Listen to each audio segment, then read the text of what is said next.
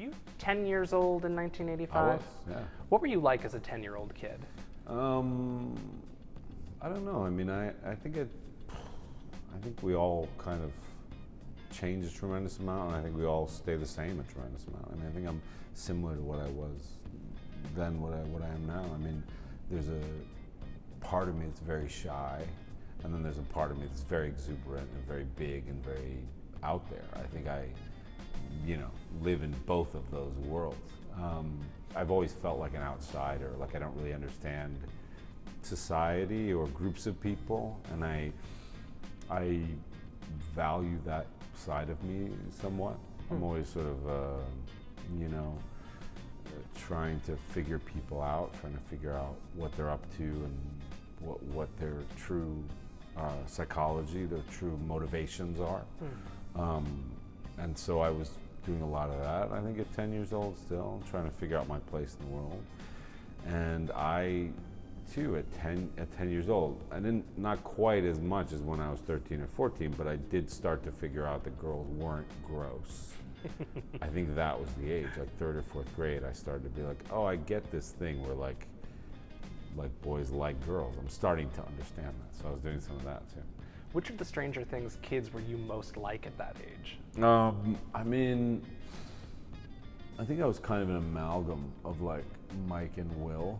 I mean, Will because of the sort of shyness and the D&D and stuff like that. And then there also was like, I remember there was like there were all these cliques in school, and even starting in like fourth grade and stuff, there were cliques. And I was never a member of the popular kids clique.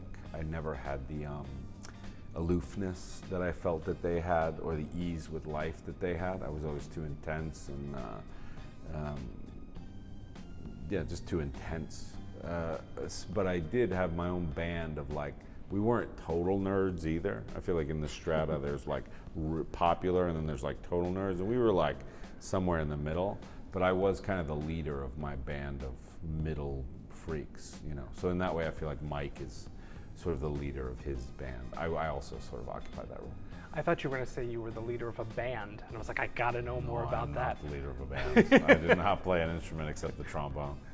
But I don't play that anymore. What was your favorite TV show or TV shows during the 80s? I remember watching Simon and Simon with my dad. I remember watching Riptide, about like a lot of like cop shows. What else? I mean, of course, like the classics like Magnum PI and Dukes of Hazzard and Happy Days. What else? Happy Days. Oh, there was also like Facts of Life. What else was like the after? Oh, Silver Spoons, Different Strokes, and then a lot of cartoons too. Like I loved He-Man and G.I. Joe, and I loved the Dungeons and Dragons cartoon, where they all were on like a roller coaster and then they got transported to the Dungeons and Dragons world and they got different weapons. How about movies in the 80s? I mean, those Spielberg epics, I mean, it is funny to talk about the show and then to see that all the influences that these Dovers had and I myself had too. All those Spielberg epics like E.T. and Indiana Jones and, and then going into 1985, there's like Back to the Future was, I remember, a big deal for me. All those big sweeping kind of magical Star Wars, like all these big sweeping magical movies I remember being really into. What were you into musically? I was a bit of a weirdo in that department. I still am. Like my cousins tried to get me into like some harder stuff. Like we would listen to some Iron Maiden, like type stuff. But I was always like a folk guy. Like I think because growing up with it, like Simon and Garfunkel and like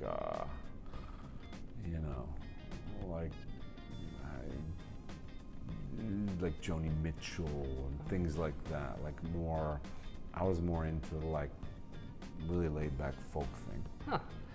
And as far as toys go at the age of 10? Like, what were those toys that you were obsessed with and look back very fondly on? I mean, I had the Transformers. I remember I loved those. There was also something called, God, I forget. There was lots of transforming toys back then. I don't know if there still is, but like, there was lots of toys that became other things. And so I think it was sparked by the Transformers, right? But there was one called, I wish I could remember the name. It was some spy agency, and they had like a motorcycle, and then it would turn into a helicopter, or they had like a boat, and it would turn into a car, and they had all certain things and stuff. But I remember I had a bunch of like, I was into Voltron a lot. Like, I had the yellow lion cat that you could assemble into the others, but I didn't have the others, so he was just a like lion cat. And a bunch of like robot Transformers. I was really into those.